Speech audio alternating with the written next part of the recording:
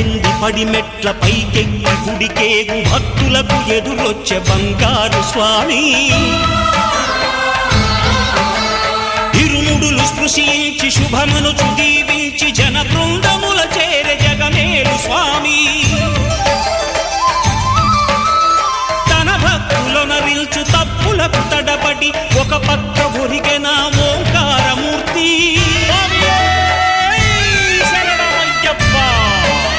స్వాములందరూ తనకు సాయము కాగా ధీమంతుడై లేచే ఆ కన్య స్వామి పట్టబంధము వీడి భక్తతతికై